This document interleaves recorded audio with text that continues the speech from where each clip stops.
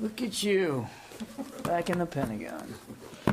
All right, a couple of things to hit at the top here, if you just bear with me. Today, all of us here in the department want to remember and honor 4 U.S. Marines who were tragically killed in a training flight crash south of Bodo in Norway, where they were supporting Exercise Cold Response 2022. Captain Matthew J. Tomkevich of Fort Wayne, Indiana, Captain Ross Reynolds of Leominster, Massachusetts, Gunnery Sergeant James W. Speedy of Cambridge, Ohio, and Corporal Jacob M. Moore of Catlettsburg, Kentucky, were all assigned to Marine Medium Tilt Rotor Squadron 261. Numerous NATO allies and partner nations have offered an outpouring of operational support during and following this terrible crash. We are grateful for their efforts and professional commitment to these long and enduring relationships. The Marine Corps did assist the Norwegian-led recovery effort. The deceased will be reunited with their families through a dignified transfer in coming days. And of course, the cause of the crash is currently under investigation. The Secretary had a chance to speak directly with the Commandant of the Marine Corps, General Berger, this morning to express not only his personal condolences, but the condolences of everybody here at the department, and to pledge whatever support the Marine Corps and these Gold Star families, as well as their fellow Marines, might need going forward as they deal with this incredible loss. So again, our thoughts and prayers go out to all of those affected by this, but most particularly the family members of these four air crew. On travel, I can announce that the Secretary will be returning to NATO headquarters in Brussels this week to join President Biden at his meetings with NATO allies, G7 leaders, and European Union leaders as they discuss international efforts to continue to support Ukraine and impose severe and unprecedented costs on Russia for its unprovoked and illegal invasion. Additionally, the Secretary will be accompanying the President to Poland, where the President, of course, as you know, is scheduled to also meet with his counterpart and other senior Polish leaders. Finally, the Deputy Secretary of Defense, Dr. Hicks, met today with the German State Secretary for the Federal Ministry of Defense, her counterpart, Mr. Benedikt Zimmer. They reaffirmed the U.S.-German bilateral relationship. The Deputy Secretary thanked Secretary Zimmer for Germany's decision to provide defensive lethal and non-lethal aid to support the Ukrainian armed forces. She also thanked Secretary Zimmer for Germany's leadership in NATO as the framework nation for the battle group in Lithuania and for troop contributions to support the defense of NATO's eastern flank. She congratulated Secretary Zimmer on Germany's decision to increase their defense spending to 2% GDP, meeting NATO obligations, while also making significant investments into improving military readiness and capabilities. And that includes Germany's decision to procure 35 F-35 next-generation fighter aircraft. She noted that Germany's investments will be significant towards increasing capabilities within the NATO alliance. Mr. Zimmer and Dr. Hicks again expressed their commitment to continued collaboration on a range of issues, obviously to include NATO interoperability, procurement challenges, and the shared security concerns across Europe. And with that, we'll take questions. Lita. John, 2 things. The President talked today about cyber threats from Russia. Can you talk about anything the Department is seeing in terms of any increased cyber activity by Russia? And then secondarily, there's been some discussion about Russia wanting to pull troops from places like Syria and other locations to go into Ukraine. What are you seeing sort of as of today in terms of any Russian troop movement at all? I don't have any specific cyber threats to speak to with respect to the department's infrastructure as a result of the President's statement today. As you know, Lita, our systems get attacked every day. And so building cyber resilience and cyber defenses is something that's an ongoing process here. We're committed to it every single day. We remain so today, but there's nothing specific to report. I'm sorry, you had another one. Oh, foreign fighters. We have not seen an influx into Ukraine of foreign fighters hired or recruited by Russia, but we continue to see an interest by Russia in doing just that, particularly out of the Middle East. And I mean they've as much as announced it in Syria, but we haven't seen any influx. So you haven't seen any movement, and are you including also Wagner Group? Well, the Wagner Group is a private military contractor for Russia. We know that they have interest in increasing their footprint in Ukraine, but we don't necessarily count that as part of the foreign fighter effort. I mean, they do hire people from foreign countries, but they are certainly interested in plussing up their presence in Ukraine as well.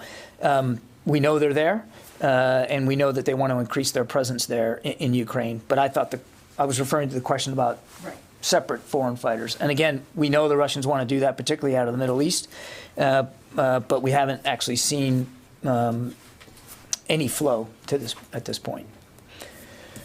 Yes, Sylvie. Thank you. The Secretary last week was visiting Slovakia to try to see if they could give some S-300 to Ukraine. Did you make any progress in finding some missile defense for Ukraine in the last few days? Well, I want to set one thing straight. He wasn't going to Slovakia to press them to give S-300 missile systems. We went to Slovakia because they're a key NATO ally, and they're obviously in a strategic location with respect to what's going on to Ukraine, and they have a great interest in making sure that because they are on NATO's eastern flank, that the United States and NATO writ large remains committed to protecting that eastern flank. That was not. It wasn't a shopping trip for the Secretary. You heard the Defense Minister after their meeting talk about their willingness to perhaps consider that, and you heard the Secretary say that he'd be willing to stay in discussions with Slovakia about what that could look like, and if and whether there ought to be some sort of offset capability provided to Slovakia. You saw even last week while we're on the trip that Germany announced that they were going to provide one Patriot battery to Slovakia. So these are ongoing discussions that we're having not only with that nation but many others about how to provide Ukraine the kinds of defensive capabilities, to include long-range air defense that we know that they're comfortable using, they're trained on, that they already have in their inventory, and whether that can be bolstered. So these are active consultations. I don't have any specific arrangements to speak to today that the United States is involved in, but we are obviously actively involved in those conversations going forward. How fast do you think you can provide such defense to Ukraine? You mean long range? Yes. Yeah. Well, again, we'd like to do it as fast as possible, but these are obviously sovereign decisions that other nations have to make. These are systems that they're employing for their own defense, and so they have to think through all the permutations about whether or not they can provide that and how fast they can, and if there's an offset, how fast can that offset be provided? I mean, there's a lot that goes in here. Obviously, we're all mindful of the clock, and that Russia is intensifying their bombardment and long-range fires on cities and population centers throughout the country. So we're having these conversations literally actively every day at various levels, not just at the Secretary's level, but at other levels here at the Department. Yeah. John, on Saudi Arabia is in a tough situation currently as their oil facilities are being targeted by missiles. We heard that the United States provided Patriot batteries just recently to Saudi Arabia. Can you please walk us through the new deployment? Can you confirm this new deployment? No, I'm not going to. I can't confirm that deployment. As we've talked about many times, we're committed to helping Saudi Arabia defend itself against very real threats to their territory and to their people coming out of Yemen. We're in constant discussions with the Saudis about this threat environment, and always looking for ways to continue to help them defend themselves. But I've got nothing to say with respect to that press report. Yeah. Hi, John. A defense official earlier today talked about how Russia has been escalating the air war and is launching as many as 300 sorties a day now in the last 24 hours. Is this a new phase in their invasion of Ukraine? And do you think that, or I guess my question would be why? Do you think that there are additional sorties being launched? Is it because their convoys are still basically stuck miles outside of the city? What else are you seeing in the air to show that maybe this might be a new phase? Yeah, I can't speak to the Russian air plan here, and I'm reluctant to get into a discussion about phasing here on their part. But let me just back up and tell you what we think we're seeing here. We're on day 26. The Russians have clearly not achieved many or almost all of the objectives that we believe they were setting out to achieve. Clearly, and we said this from the beginning, Tara, that they wanted to get after population centers so that they could take control of key ports, key cities, key government institutions, and supplant the government of Ukraine with one more friendly to Russia, and then basically, over time, erase the sovereignty of Ukraine. When you look at what they've managed to do in 26 days, it's not that impressive. We believe that they're in control of Kherson, but even in Kherson, over the course of the last 48 hours or so, the Ukrainians launched a counterattack to go after them in Kherson. And we know they moved up that coast towards Mariupol, so we assess that they're in control of a town called Berdansk, but Mariupol hasn't fallen, and the Ukrainians are fighting, as you all have seen very, very easily for yourselves, how bravely they're fighting to defend that city, that very key port city.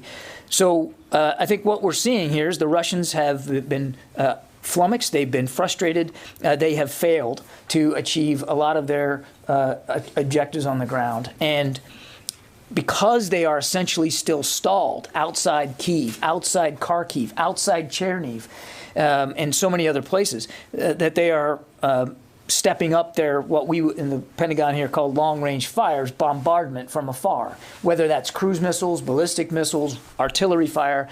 They're lobbing an awful lot of hardware into these cities to try to force their surrender. And it's increased over the last few days. Again, I'm not telling you anything that you guys haven't seen for yourselves, and so many brave reporters on the ground there. And that's resulting in more civilian casualties, more damage to residential areas, hospitals, schools, and innocent victims at greater rates and at greater numbers. And in many ways, it's largely indiscriminate.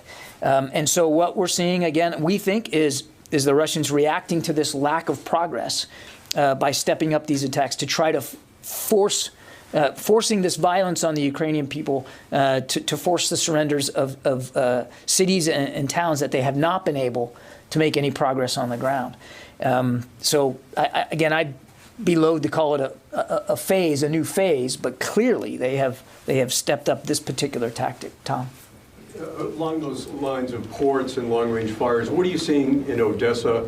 There have been some strikes from the sea, and also we understand there are about a dozen Russian ships in the North Black Sea. Can you give us a sense of the breakdown of those ships? How many are LSTs? How many might be used for some sort of an amphibious landing? Yeah, again, I'm going to be careful not to be spokesman for the Russian Navy, but we have seen increased naval activity in the northern Black Sea. We have indications that some of the bombardment around Odessa is coming from the sea, from surface combatants. I couldn't tell you exactly what munitions and how many and what they're hitting, but we just see those indications that they have increased their activity in the northern Black Sea. That's not something that we had observed over the last few days. Clearly, we're observing that now. It's difficult to know, Tom, what this indicates. Is it the prelude to an assault on Odessa? Is it a diversionary tactic to sort of hold and fix Ukrainian troops in the south so that they can't come to the relief of their comrades in Mariupol or in Kyiv? It's difficult to know. All we can do is tell you what we're seeing, and we're seeing some of that increased naval activity. As for the breakdown of ships, again, our knowledge is imperfect. The best I could do is tell you that it's a mix of surface combatants and amphibious ships, the kinds of ships that you would use to put naval infantry, or in our case, the Marines, ashore. In ballpark, a number of people on these ships? Don't know. Couldn't begin to guess that. Just don't know, Dan. Could you give us a little idea of how the Russians are using their aircraft? Are they, when Russian troops are pinned down, do they come in and provide close air support, or is this sort of from a distance, even from outside Ukrainian airspace? And then also, in Mariupol, if you could just give us an idea of where things stand at the moment between the Russians and the Ukrainian forces. I'm probably going to forget both questions, so let me start with Mariupol and remind me if I forget on the other one. But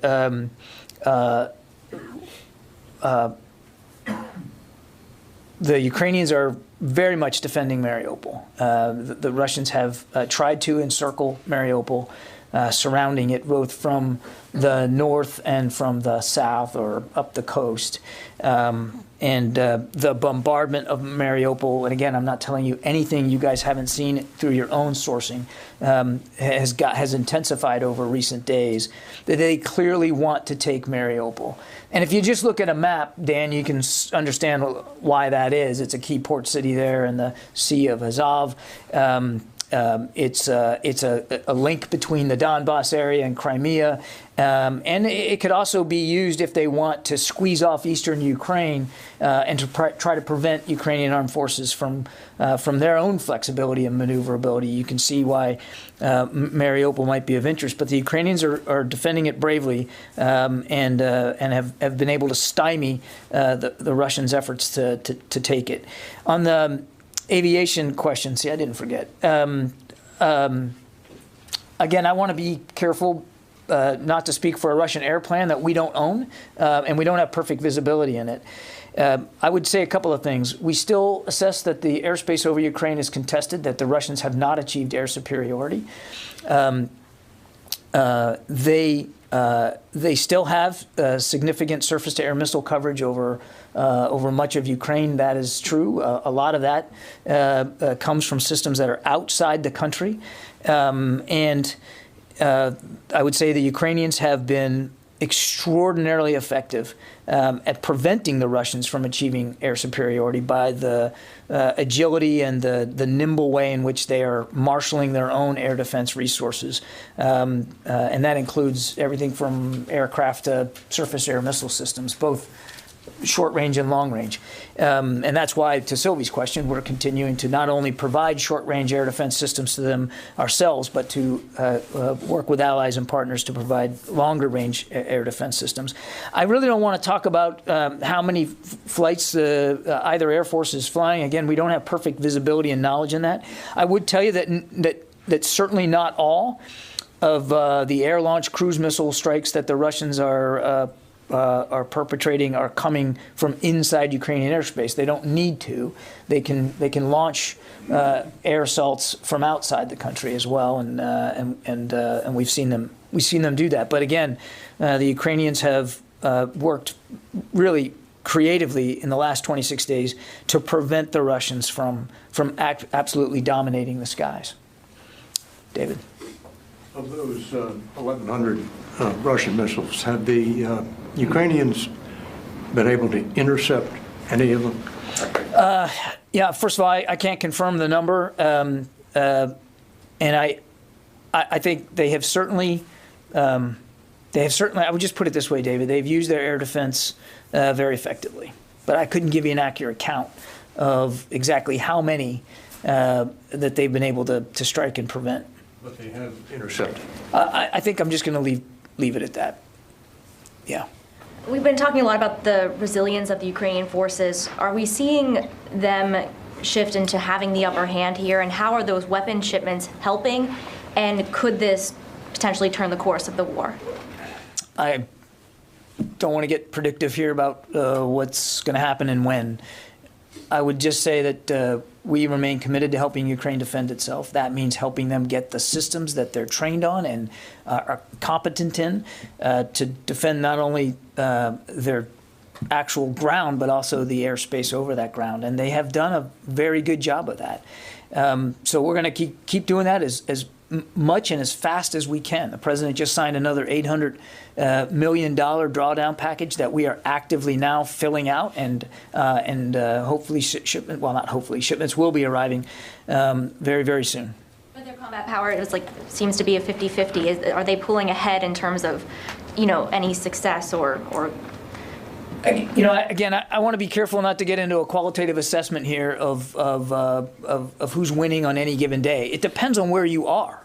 I mean, one of the brilliant things that Ukrainians have done is be thoughtful about where they're defending and with what and when to be there, and that is what has stymied the Russian advance. I mean, we're at day 26, and they're still well outside Kyiv. They haven't taken Kharkiv. They haven't taken Chernihiv. They haven't taken Mariupol. And we're seeing them react to this frustration by ever more bombardment. And so I really don't think it's a useful exercise on a daily basis to say, who's up and who's down. The point is that the Ukrainians are actively and very effectively defending their territory and their people. Now, that doesn't mean they can defend against every single bomb and every single missile. Clearly, you've seen the pictures for yourselves, the damage that the Russians are doing across the eastern part of the country. It's significant, and they are killing thousands of people in the process of it. But the Ukrainians, with what they have, they're being very smart about marshaling their resources and effectively defending. And also, again, we need to be careful how much information we're putting out there too. We have to be observant of the Ukrainians' ability to defend themselves, and that doesn't mean that we, the United States, are actively putting information out there that could work to their detriment. Over here, Travis. Thanks, John. It looks like the last time DoD publicly reported its COVID case numbers was March 11th. I'm just wondering if you're going to continue reporting those numbers, or if there was a decision to kind of ease back on that reporting. And secondly, could you just kind of characterize where the department is as far as the pandemic now? And finally, do you have any idea when we might go back to normal seating here in the Look, I'm all for the normal seating, and we'll get you back there. As you know, we've increased the numbers here just recently. We're still in a heightened health condition here at the Pentagon, so we're still trying to observe a measure of social distancing here in the briefing room. But look, I'd love nothing better than to get back to normal and off of calling people on the phone, and we'll do that, believe me, as soon as I can. But as for the COVID cases, there's been no decision not to report or to slim down the flow of information. I can tell you that as of the 11th, I mean, we've had, and that's our last update, and I think it's out there publicly. We've had more than 608,000 cases. We've had just over 680 total DoD deaths. That includes military, civilians, dependents, and contractors.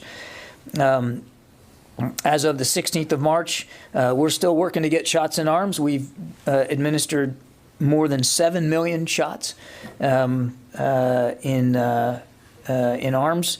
I can give you the breakdown of all the services here as of 16 March. I won't give you the numbers, but we can certainly do that after the briefing. But active duty personnel with at least one dose administered now is at 97.7%.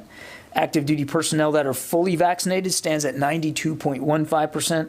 And the total force, this is reserves and guard as well, at least one dose stands at 93.8%, and the total force fully vaccinated is at 77.7%. So, I mean, we're still working on this very, very hard. And again, there's been no decision not to share that information. Is there a feeling that we've made it through the worst, and like how much caution is there for the potential of another wave?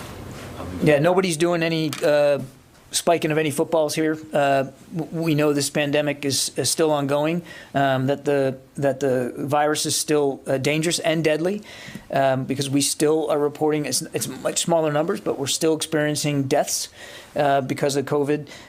So we're watching this every single day, and we're we're not afraid to make adjustments. Just recently we relaxed a little bit.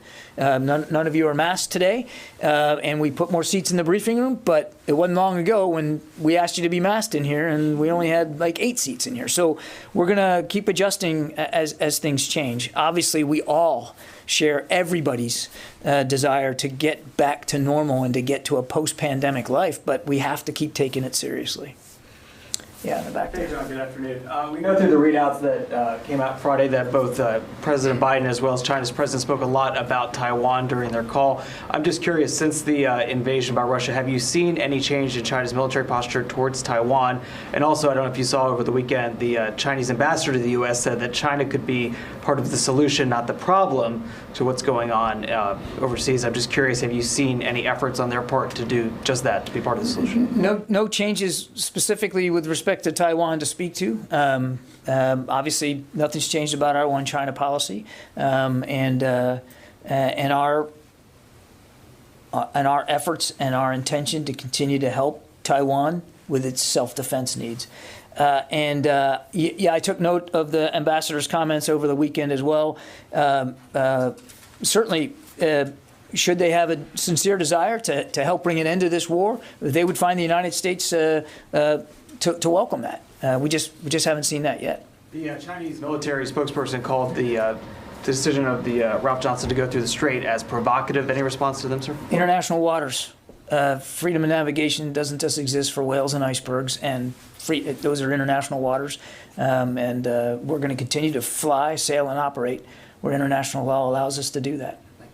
Yeah, Tom. Hi, John. Thanks for doing this. I have a follow-up to Lita's question and a separate one. When she asked about the foreign fighters, you said twice, we have not seen an influx into Ukraine. I just want to be accurate about this. Influx tends to mean large numbers going in. Are you saying you're not saying large numbers, or are you saying you haven't seen any indication? We have not seen any indications that foreign fighters outside of private military contractors have flowed into Ukraine. Okay, thanks for that. And Tom, I want to be very clear with all of you. There's a limit to our knowledge here, right? So can I definitively tell you that by onesies and twosies, nobody's going to... I can't. We don't have that level of granularity, but I'm saying we just haven't seen any indications of it. I understand that, but I just want to make it clear, because as time goes on, things might change, and our knowledge is, we'll be as transparent as we can about what we know, but we're not going to know everything. I appreciate that. My second question is, there have been reports over the weekend that the Russians are now planning to use some landmines in and around the major cities of Ukraine. I'm not asking you to verify that or substantiate that. My question, it focuses on the use of landmines in a conflict like this. What impact will that have on the Pentagon's ongoing review of its landmine policy? I don't know that would have any effect on our own review of our policy. I need to get to some, but obviously, again, I'm not verifying the reports. But I know you didn't, Tom.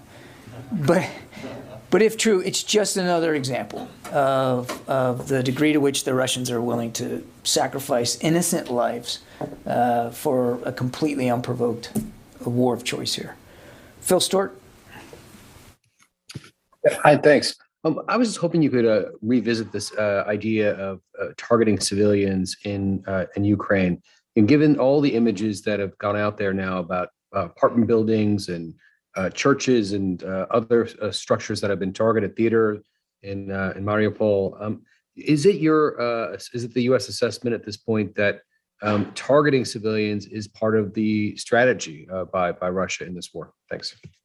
Again, Phil, without perfect knowledge of what the Russians their plans, we continue to see indiscriminate attacks on civilians, which we believe, in many cases, is intentional. I can't. There's no justification for it, so I'm not even going to try to do that. But clearly, they are causing increased numbers of civilian casualties. Tony Capaccio. Hi, John. I had a couple quick questions. One, can you clarify a little bit what you're doing right now to fulfill the president's $800 million order, basically? Are you looking at Army and Marine Corps inventories for Stingers, Javelins, and these Switchblades? and body armor, or are you going out and buying it? Please clarify that a little bit. And then I had a follow-on. Yeah, Tony, we're working very hard right now in both the policy lanes as well as the operational lanes to fill out that $800 million package that the president just signed a few days ago. We started working on it immediately. We're doing that now. I can't speak to any specific deliveries. As you well know, likely deliveries of this material will happen over a period of time, and we'll try to expedite that as fast as possible. I mean, if you think about that $350 million, we think we'll be able to close out on that by the end of this week. That's just a couple of weeks of work to get. That's unprecedented pace, and we're going to try to do it just as quickly going forward with this $800 million. So it'll be a series of installments and shipments over time. Obviously, we're going to prioritize the kinds of things that we know the Ukrainians need the most in the fight they're in. And just like we did with the $350 million, so it won't just be a random rack and stack. We're going to try to get them the things they need as fast as possible and make sure it's the right things. I can't give you delivery dates on Stingers or Javelins or UAVs or body armor. Again, we're working that right now. We're in close consultation with not only the services but the combatant commands to try to fill this out. Carla Babb. Take out the air defenses. Hey, did you hear Tony's question? I think I missed it. Tony, do you have a follow-up?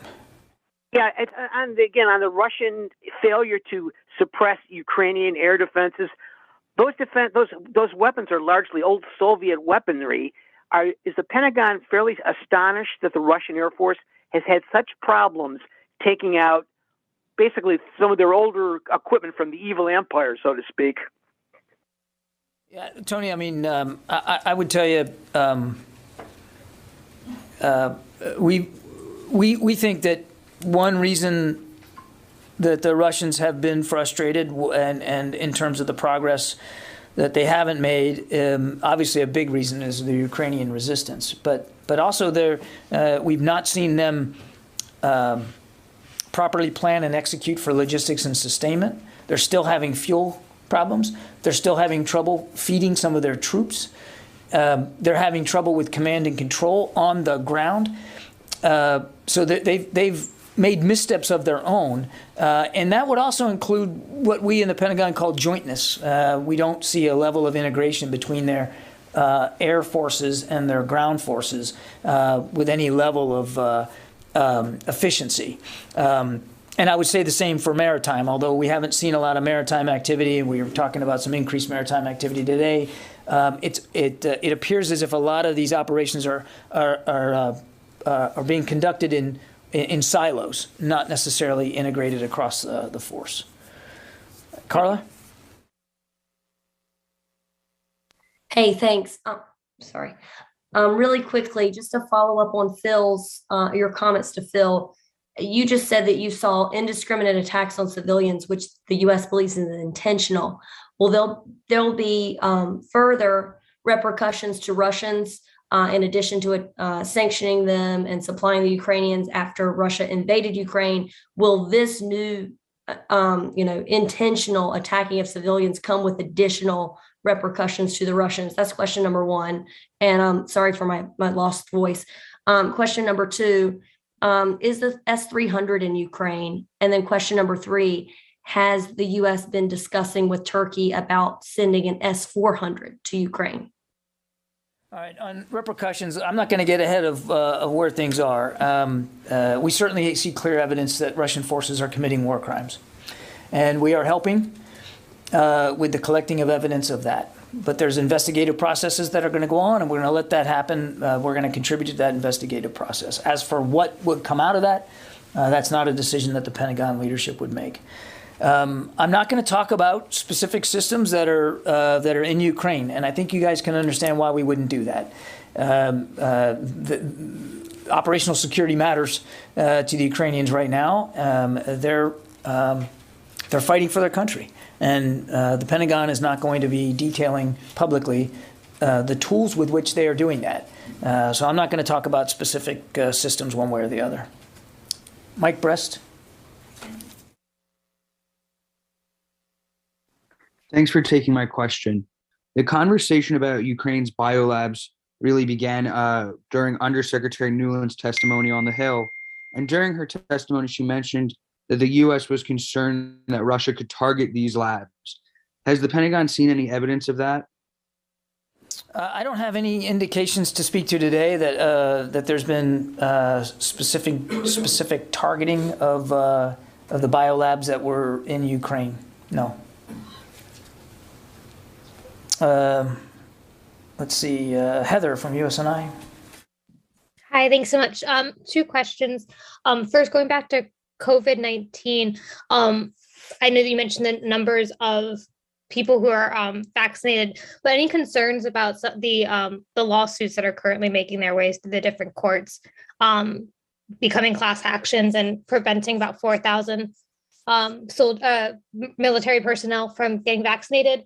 And then on the maritime efforts, are you seeing anything of the other Russian fleets outside of the Black Sea Fleet or attempting to go through the straits to the Black Sea? I have no additional Russian naval activity to speak to. Again, I'm not going to become a spokesman for the Russian Navy. I'm telling you what I, as much as I can about what we're seeing. And as for lawsuits, I would just, first of all, because there's active litigation, I'm not going to comment in a way that would affect that litigation. I would only simply say that the Secretary, the health and well-being of the entire force is his paramount concern.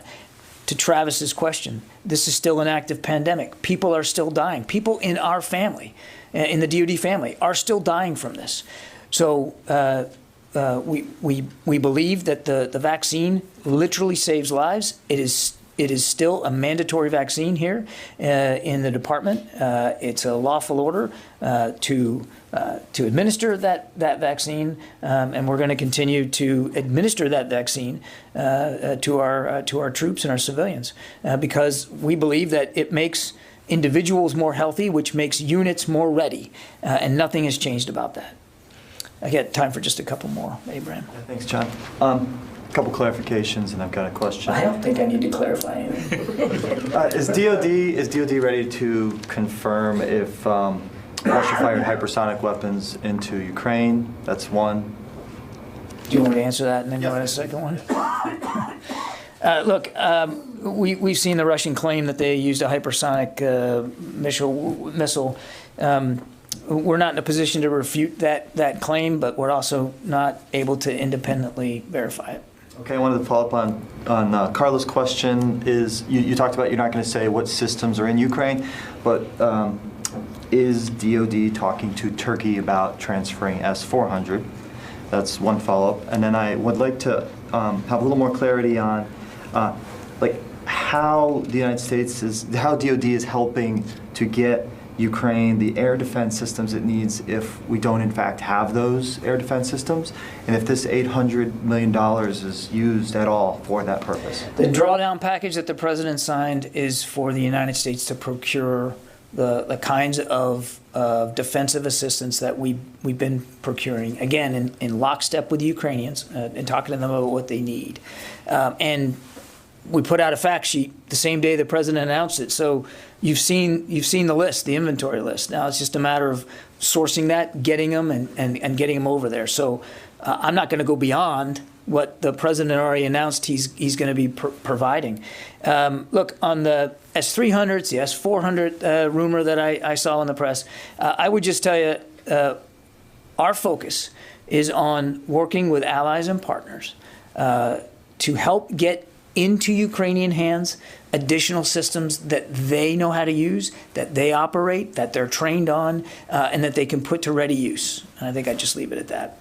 Yeah, Mike. Yeah, in the months since the invasion, have y'all noticed or observed any examples of force-on-force engagements between Russian units and Ukrainian units, or has it been mainly, one side fires artillery at schools and the other side ambushes the lone Russian tank wandering in circles somewhere? I mean, if you're asking me, are Ukrainian armed forces in contact with Russian forces? Yes, they are. As sort of organized.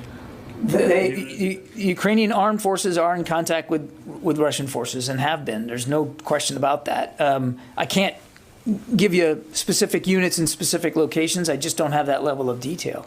But what's noteworthy too, Mike, is that average Ukrainian citizens are coming to the defense of their cities and their homes and their villages. It was quite touching. I spoke to one of your colleagues a week or so ago who was in Poland near a border crossing and seeing buses and trucks and cars and literally thousands of Ukrainians fleeing the country, families in tow. And this colleague of yours didn't see a single man who wasn't turning right back around and going into the fight. And there were many women doing the same thing. Once they made sure that their children were safe, turning right back around to take up arms. The sheer bravery of it is inspiring. So there is contact between the armed forces, clearly. But there's a lot of just average Ukrainian citizens of all stripes that are fighting bravely for their country. Yes. Thank you. There's been some reporting that Russia is planning to possibly locate nuclear weapons in Belarus. Have you seen any indication of that, or? No. And if they were to do that, would you consider it an escalation? Not going to speculate. Thank you, John. Poland has stated that it plans to submit a proposal for a NATO peacekeeping mission in Ukraine. Does U.S. support that? This is the first thing. The other thing, what's your position if these troops included NATO troops without U.S. troops being involved? Can you say the second question again? And what's your position if these troops included NATO troops without U.S. troops being involved? Yeah. Look, I'm aware that Poland was going to make this proposal today. I think that's a discussion for NATO leaders to talk about later in the week. I'm not going to get ahead of that.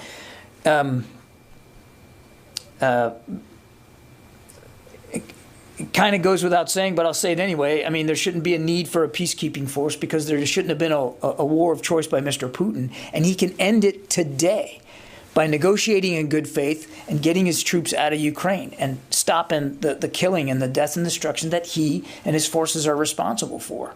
But again, I'm not going to get ahead of international discussions here in this particular proposal. Okay, thanks everybody. We will see you tomorrow.